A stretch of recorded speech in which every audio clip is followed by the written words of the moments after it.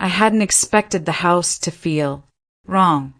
It wasn't anything obvious at first, just the way the door creaked open more slowly than I remembered.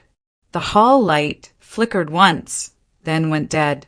Dust gathered in corners I used to clean every Sunday. There were dishes in the sink, drawers slightly open. A strange, metallic scent lingered in the air, like something would have been sitting too long. I dropped my bag by the entryway and leaned against the door, suddenly aware of how exhausted I was. 2 weeks by my mother's side at St. Augustine's hospice had drained more than just my energy. Watching her body fail by inches had pulled something out of my soul. Still, she was peaceful in the end. At least there was that. I pulled out my phone, no calls, no texts. Not from Eris. Not from anyone. That's when I heard it. A soft, rhythmic thump muffled from below. At first, I thought it was the old heater again. It acted up every winter. But this wasn't mechanical.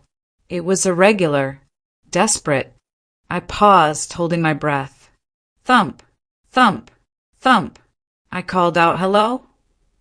Nothing. I stepped slowly toward the basement door. It was locked. It had always been locked. Eris didn't want the grandkids wandering down the unfinished steps. But now there were scratches along the latch, faint, desperate claw marks. My heart thudded in my ears. Something was wrong. Deeply, terribly wrong. I grabbed the crowbar from the garage, my hands trembling.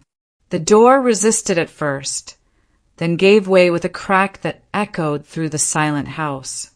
It was dark, damp, and in the center of that darkness, illuminated by the weak spill of hallway light, my father, Silas Vale, tied to a chair. He looked like a ghost. His head drooped forward, hair matted with sweat. His skin was ashen. His lips were cracked and trembling. The smell hit me hard. Stale urine, rot neglect. Dad. I stumbled forward, hands shaking as I reached for his wrist. A pulse. Barely. His eyelids fluttered. She said it was for protection, he rasped. She said only way. Panic clawed up my throat, but I forced myself to act. I untied him, whispering apologies, wrapping a blanket around his shoulders. He was shaking violently, lips blue. I called 911. My voice was calm, too calm, like I was outside myself, narrating the emergency of another woman's life. It's my father. He's been locked in our basement. Please hurry. The dispatcher said help was on the way. I hung up, and then I saw the glove. Latex. Stained. Abandoned on the basement stairs. Next to it, a smear of blood, thin and drying along the molding. There was a phone, too, screen cracked, still recording. I picked it up. The footage was shaky, unfocused. But I knew that voice, knew it better than my own. Hold still, Grandpa. It's for your own good. Eris. My daughter. My breath caught. I played the video again, slower this time. The frame showed her face for only a second, eyes cold, jaw clenched. Then the screen tumbled as she dragged Silas down into the dark. I dropped the phone. My knees buckled, but I didn't fall. I had to stay upright, had to understand. My father reached for me weakly, his hand catching my wrist like an anchor. Don't trust her, don't trust anyone. I couldn't breathe. My daughter, my only child, had done this? In the hallway, a breeze moved the door of the guest room, creaking it open an inch. No one was supposed to be home. Every hair on my neck rose. I stepped toward the room, but found nothing. Just silence. And guilt. God, the guilt. I had chosen to be with my mother. Trusted Eris to handle things. She said she'd take care of the house, of her grandfather. Said she was capable. Had I been blind? I thought about her birthday last year. How quiet she'd been. How cold. The ambulance lights flashed red through the windows. The EMTs rushed in, taking over with practiced efficiency. I answered their questions on autopilot, hovering nearby as they stabilized Silas and lifted him onto the stretcher. I followed them outside, but something drew my eyes upward. A shadow moved past the upstairs window. I froze, ran back in. The house was still, empty, except for one thing. A note on the counter, written in hurried ink. He wasn't supposed to survive. The house felt even emptier without the sound of paramedics moving through it. The silence now was accusatory, and every creak under my feet felt like a question I didn't want to answer. I walked past the kitchen where the note had been left, just one word, mistake, and made my way upstairs to Eris's room. She'd left everything in perfect order. Too perfect. Her bed was made. Her makeup was cleared from the vanity. Her shelves stripped of personal touches. A single throw blanket remained on the chair by the window. But what caught my eye wasn't in plain sight. Tucked into the linen closet, beneath neatly folded bath towels, was her laptop. That alone screamed guilt. It was still logged in. The desktop was chaos, documents scattered, screenshots overlapping, folders mislabeled. But one folder buried deep was called POA_1. Another, plan_final. I clicked. Documents opened, partial medical records, edited PDFs, photos of Silas's ID, and a string of chat logs with one name repeated again and again. Rowan. A chill tightened around my ribs. I opened the video file. Eris stood in the kitchen with Rowan. My father was seated, visibly confused. His mouth moved as if pleading, but the audio was too low. Rowan's voice pierced the silence. He signs, or we cut the gas and lock the doors. Silas tried to get up. Eris placed a hand on his shoulder, not comforting, but firm, like holding down a pet about to be put down. He thinks Aurelia would stop us, Rowan muttered. Let's make sure he knows she already agreed. Eris nodded, her jaw clenched. The video cut off as they both approached him. The screen went black. I slammed the laptop shut, but I didn't cry. Not this time. The tears had dried up somewhere between disbelief and fury. Now there was only purpose. I scrolled through more files. Emails between Eris and Rowan, sent under aliases but clearly linked. Messages about ordering tranquilizers. Details about when to withdraw from Silas's accounts. How much was too much without the banks flagging it? One email burned a hole into me. We let him fade out quietly. No pain. No mess.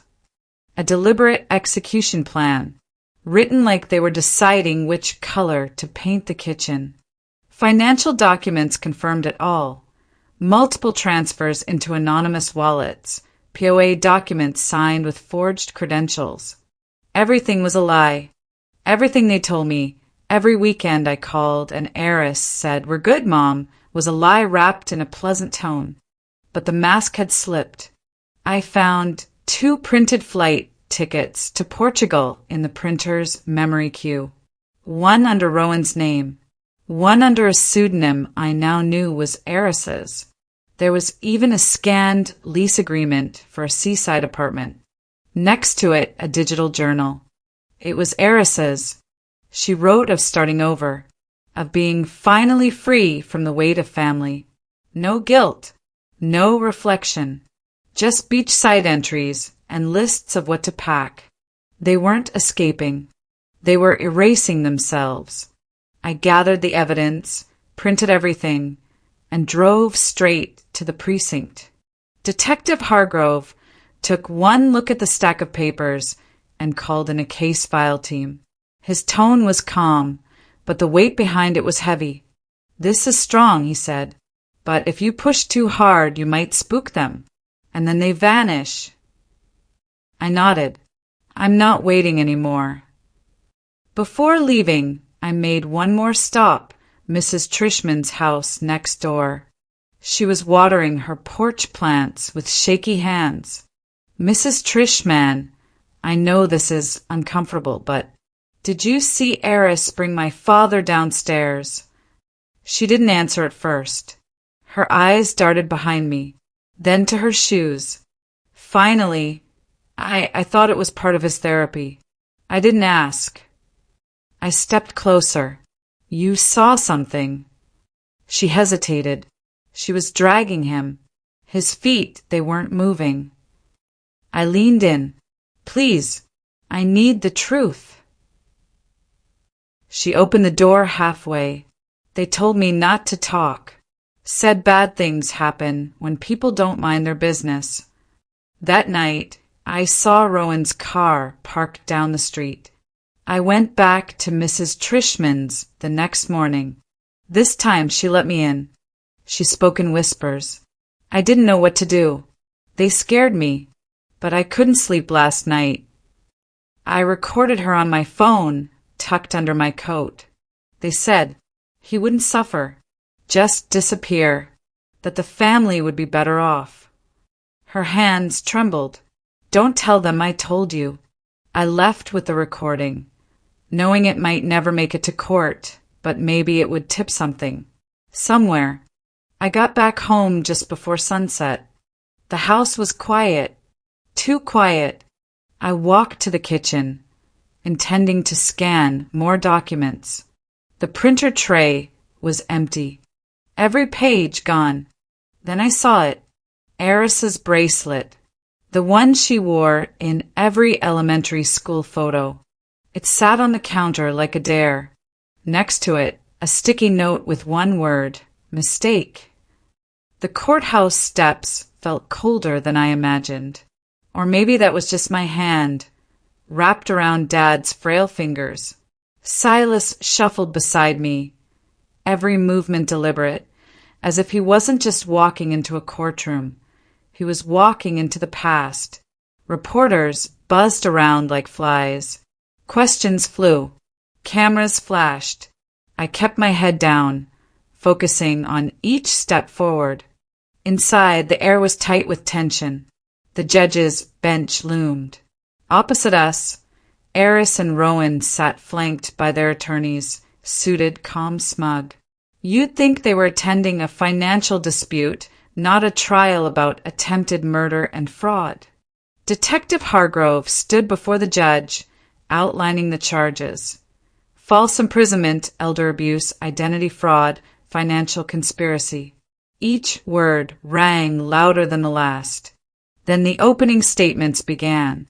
Eris's lawyer painted her as a loyal daughter pushed to the brink, a caregiver trying to protect her aging father and overwhelmed mother from financial ruin. According to him, I was the manipulative one, detached, ambitious, the one who wanted the house and everything in it. I didn't flinch. I didn't blink. But inside, my bones turned to glass. The courtroom was no longer a place of truth. It was a theater. Every breath measured. Every glance dissected. And the audience, hungry for a narrative that made sense, even if it wasn't real. Then Eris took the stand. She cried. Big, round tears. Voice soft, cracking just right. She told them Silas had been emotionally abusive, controlling, dismissive, cold. Claimed he ignored her as a child, lavished attention on me, that he belittled Maribel in private, that she stayed because someone had to protect them when I ran off to build a life. She only came back when it was too late, she said, looking straight at me. She wasn't there when Mom needed her. I wanted to stand. I wanted to scream. But I didn't, because if I did, I'd become the villain they already suspected I was. The courtroom murmured. Media tweets buzzed. Was I the cold daughter who abandoned her family? Was Eris the one holding everything together? Then the door opened. Mrs. Trishman walked in. She looked smaller than I remembered, almost transparent, but her spine straightened with each step. "I need to speak," she said. The judge raised an eyebrow. Hargrove nodded. Within minutes, a TV cart was wheeled in. A screen flickered. Grainy footage played. Silas, slumped, being dragged down the porch steps by Rowan. Eris's voice shouting something inaudible from the driveway. The timestamp was clear. It was days before I returned home. Gasps filled the room. The jury leaned forward. Eris's tears stopped. Rowan's face twisted into something violent. He whispered something to his lawyer. The prosecutor didn't wait. "Mrs. Trishman, did you record this?" "Yes." "Were you threatened not to speak?" She nodded. "Rowan said if I talked, my grandkids would find out what a bad neighbor I'd been. That I let it happen." She turned to me, voice shaking. "I'm sorry." The judge allowed the video into evidence. Eris didn't say another word. The next day, Silas was called to the stand. I wasn't sure he could do it. His memory was a patchwork now. Some days better than others, most barely there. He sat trembling in the chair. "Do you recognize this person?" the prosecutor asked, pointing to Eris. He squinted. "Then my daughter." "And what did she do?" He looked at his hands. Then, slowly, deliberately, she locked me in the dark. The courtroom fell silent. Not even the reporters typed. Tears stung my eyes, but I didn't move. This was his moment. His truth. The judge ruled the testimony admissible, noting the emotional clarity despite cognitive trauma. The verdict came 2 days later. Rowan, 15 years for conspiracy, identity fraud, and obstruction. Eris, 12 years for false imprisonment and elder abuse. The judge called her actions calculated cruelty. Outside, microphones waited. I said nothing. What could I say? At home, the air had shifted. Not lighter, just still. I walked into the kitchen. The coffee pot was still cracked. The papers I'd replaced, this time, were untouched. Silas sat by the window, humming something I hadn't heard since I was a kid. A lullaby. I wondered if he even knew it was over. Justice had come, but the house was no warmer. I picked up the mail from the porch. Bills. Flyers. Then, at the bottom of the stack, a small sealed envelope. No return address. Just one word, handwritten on the front. Soon.